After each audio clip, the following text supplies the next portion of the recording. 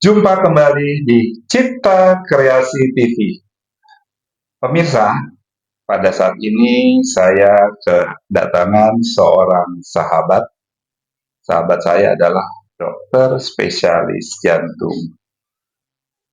Beliau saat ini berada di atau berdinas di Rumah Sakit Pusat Pertamina, dan ya nanti kita sedikit kulik tuh, ada beberapa pertanyaan masyarakat yang sering timbul mengenai penyakit jantung. Baiklah pemirsa, kita langsung saja berkenalan dengan dokter, saya sebutnya dokter Dewi ya, tapi nama panjangnya yang lengkapnya silakan ya. Oke. Ayo silakan Pak Bu Dokter, salaman dulu kita nih. Halo, Pak Ayo silakan, Boy. silakan.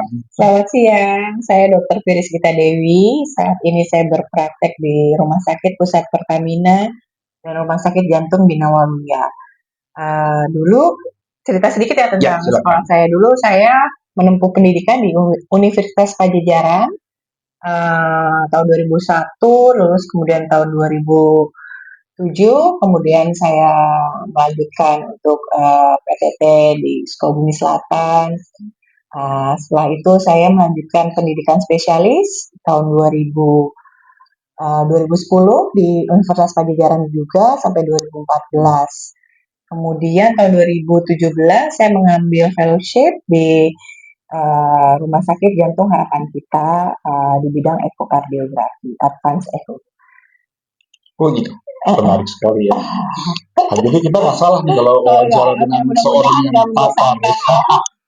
Tentunya enggak, karena gini, ini kebetulan banyak teman-teman ingin bertanya masalah penyakit jantung. Biasalah kalau udah usia kita sudah di atas 50 kan kita rentan ya terhadap penyakit-penyakit ya. Jelita. Jadi makanya kebetulan ada beberapa pertanyaan dari masyarakat ini yang umum-umum aja nih, nggak terlalu spesifik. Coba saya manggilnya Mbak Dokter aja ya. Lagi ada Mbak Dokter aja deh. Ada Mas Menteri ini Mbak Dokter aja. Mbak Dokter, ini ada pertanyaan masyarakat nih, khususnya mengenai penyakit jantung ya. Apa sih faktor atau resiko utama yang dapat menyebabkan seorang menderita penyakit jantung koroner itu apa? Nah, aku mau jelasin dulu ya, karena kan penyakit jantung itu sebenarnya amat luas. Jantung itu ada yang namanya penyakit jantung koroner. Memang paling sering itu adalah penyakit jantung koroner. Tapi sebenarnya bukan itu aja. Penyakit jantung tuh bisa ada yang mengenai koronernya, ada yang mengenai otot jantungnya, katup-katupnya, sekat-sekatnya, pembuluh darah besarnya, ataupun irama jantung. Nah, tapi memang yang paling sering itu insidensinya adalah penyakit jantung koroner. Dia juga merupakan penyebab nomor satu terjadinya kematian mendadak. Nah, apa aja sih pasti pengen tahu agar kita bisa menghindari itu semua. Dibagi dua golongan, jadi faktor resiko dibagi menjadi faktor risiko yang dapat dirubah dan tidak dapat dirubah. Yang tidak dapat dirubah pertama usia. Namanya usia kita kan nggak bisa yang mencegah usia kita nambah. Yang namanya seiring bertambahnya usia pasti ada mengalami penurunan fungsi. Nah, dengan seiring bertambahnya usia, resiko penyakit jantung koroner pun akan meningkat. Kedua, itu adalah faktor genetik. Memang penyakit jantung koroner itu ada faktor genetik yang berperan di situ. Ketiga, jenis kelamin ya. Laki-laki lebih beresiko dibandingkan wanita. Nah, itu kenapa tuh? Kenapa? Karena kalau sudah wanita itu menopause sama resikonya. Karena sebelum wanita menopause itu masih kadar estrogennya tuh masih banyak. Dia itu estrogen ada efek yang kardioprotektif melindungi jantungnya. Di saat dia menopause, kadar estrogennya menurun sehingga resiko hampir sama. Itu yang tidak dapat dirubah. Kemudian yang kita harus kita fokuskan yang dapat dirubah itu satu, obesitas, berat badan berlebih, BMI di atas 25. Kemudian hipertensi, tekanan darah tinggi, diabetes mellitus, kolesterol, merokok, kurang aktivitas fisik, itu merupakan gangguan darah. Itu merupakan faktor-faktor resiko yang bisa kita tangani, yang itu harus kita kontrol. Kan kalau namanya tadi tidak dapat dirubah ya kita nggak bisa apa-apa kan, namanya umur nambah atau riwayat keluarga kita nggak bisa ganti kakak gitu, nggak bisa Satu lah ya. lagi nih, kalau penyakit jantung nggak ada penyebab genetiknya, Iya tadi misalnya. ada. Ada ya? Ada tadi Oh, saya yang tidak dapat dirubah tadi itu faktor genetik yang saya sudah sebutkan tadi. oh, Faktor memang orang yang ada riwayat keluarga inti ya, yang disebut hmm, keluarga inti itu bapak, ibu, kakak, adik, anak itu keluarga inti. Kalau nenek, paman itu tidak masuk. Itu ada faktor resiko. Ada orang yang mempunyai keluarganya riwayat terkena penyakit jantung koroner, misalnya di eh, ayahnya di bawah 45 terkena serangan jantung atau di bawah ibu dia di bawah 55. Itu berarti dia punya faktor genetik keluarga untuk terjadinya penyakit jantung koroner. Jadi dia beresiko 4 kali lebih tinggi dibandingkan orang umum untuk terjadi penyakit jantung koroner. aduh, bagus sekali ya. Nah, ini ada pertanyaan yang kedua nih dari masyarakat juga nih. Bagaimana gejala awal penyakit jantung yang perlu diwaspadai agar tidak terlambat penanganannya? Gejala penyakit jantung koroner sebenarnya amat sangat luas ya. Dan juga ada beberapa yang tidak khas, terutama biasa pada wanita, orang dengan diabetes atau orang dengan penyakit ginjal atau orang dengan lanjut usia. Tapi gejala khasnya yang umum sering ditemuin mulai dari dadanya berat, seperti ulu hati panas. Jadi memang sering sering orang suka nyaru dengan penyakit lambung ya. Terus bisa juga dengan cepat lelah, terus dada seperti tremas, dapat menjalar ke tangan, atau ke rahang, atau ke punggung, itu bisa. Terus bisa juga dari yang nggak cuman keluhannya tuh, terutama untuk orang-orang yang biasa rajin olahraga tuh, keluhannya biasanya tidak terlalu khas tuh. Ada saya pernah orang yang dia rajin nge-gym tuh, dia instruktur instruktur fitness, dia tuh cuma ngerasa cepet capek ya. Kenapa ya? Saya biasanya nih olahraga 2 jam nggak ada keluhan. Sekarang kok saya 30 menit saja saya udah kerasa cepet capek. Ternyata dia waktu itu kebetulan serangan pas saya ngeliat lagi ya, ternyata serangan. Jadi memang mulai dari nyeri dada, mulai dari sesak, atau yang paling rendah itu jadi perasaan cepet capek juga ada. Bahkan ada orang yang nggak ada orang diabetes. Jadi pada orang diabetes itu biasanya dia alarmnya rusak, dia tuh nggak ada keluhan ya.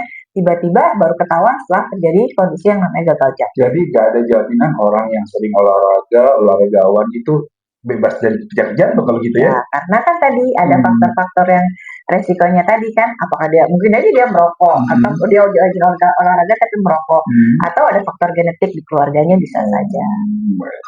Nah, ini lagi. Apa ada telepon? Iya, Nggak apa-apa, sebentar ya. angkat dulu, angkat dulu. Sebentar. Silakan, silakan. Halo? Iya, iya, iya. Oke, oke, Bu. Oke, oke. Nah, Nah, oke. Kita lanjutin lagi, Bu Dokter. Ini ada pertanyaan ketiga nih. Apa perbedaan antara serangan jantung atau infark miokard ya dengan gagal jantung? Nah, bedanya.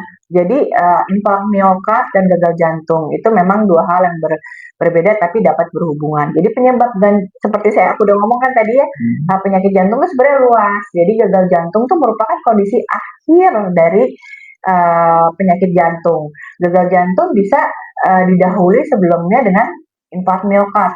Jadi dia ada serangan tapi dia tidak sampai meninggal gitu, tapi mengakibatkan pompa jantungnya itu menurun, itu dapat menyebabkan kondisi yang gagal jantung.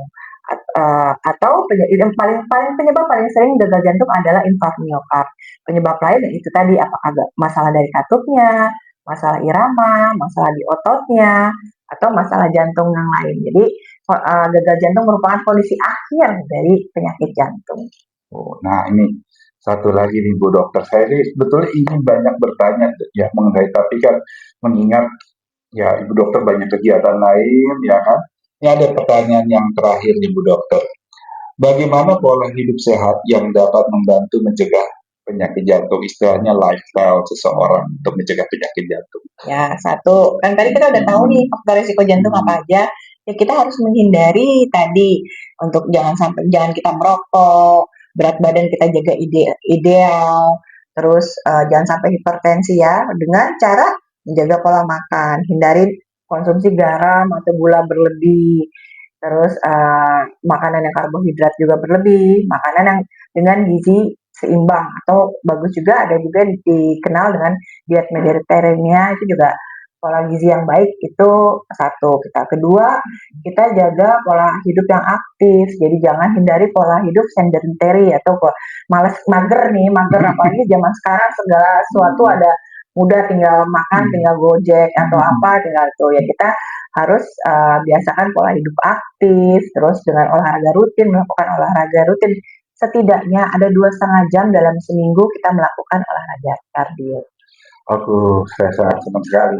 Nah, ini yang terakhir, kira-kira yang akan disampaikan atau tips-tips kesehatan untuk menghindari penyakit jantung bisa disampaikan ke ini, ke pemirsa dari Cipta Kreasi TV. Silakan Oke. dokter.